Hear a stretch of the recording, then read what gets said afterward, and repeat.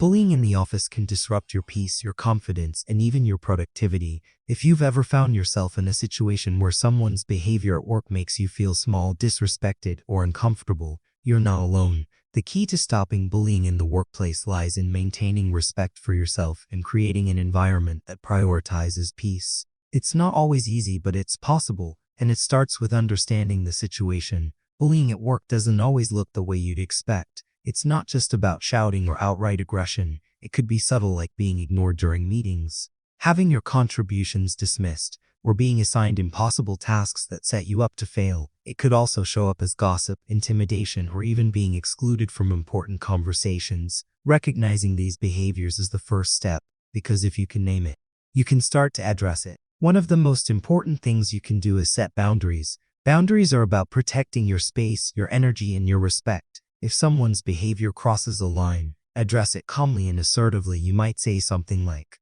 "I feel uncomfortable when this happens, and I'd appreciate if we could keep our interactions professional." It's not about starting a fight, but about standing firm in what's acceptable to you. Documentation is your ally when dealing with bullying. Keep a record of what happens. Whether it's a negative comment in a meeting, an unfair email, or a pattern of exclusion, write down the date, time, what was said or done, and how it affected you. This is not only for your peace of mind, but also as evidence in case you need to escalate the matter later.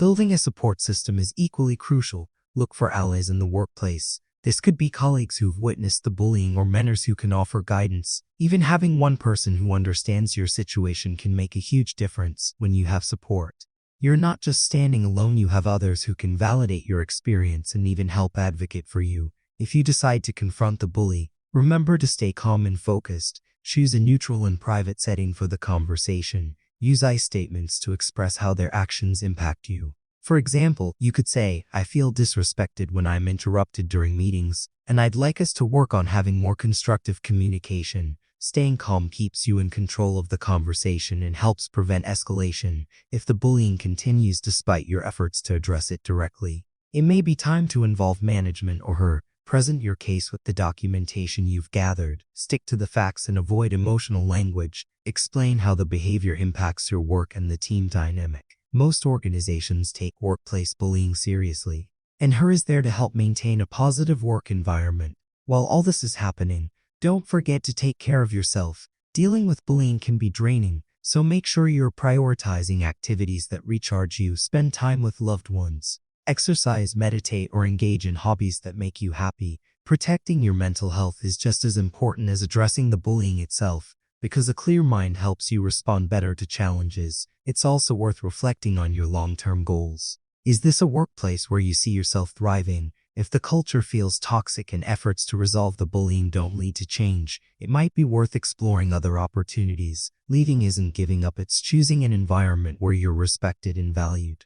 And remember, your worth isn't tied to where you work, but to the unique skills and talents you bring to any space. As you navigate these challenges, remind yourself of your strength. You're capable of maintaining your respect and creating peace in your work life. Each step you take, whether it's setting a boundary, seeking support, or addressing the issue directly, is a step toward reclaiming your power. You're not defined by someone else's negative behavior, but by the way you rise above it. Bullying doesn't have to define your workplace experience. With awareness, action, and a focus on your well-being, you can create a work environment that aligns with your values. It won't always be easy, but every effort you make is a victory. Remember, your peace and your respect are worth fighting for. Don't forget to subscribe, like, share, because you will learn tons of information in the next video.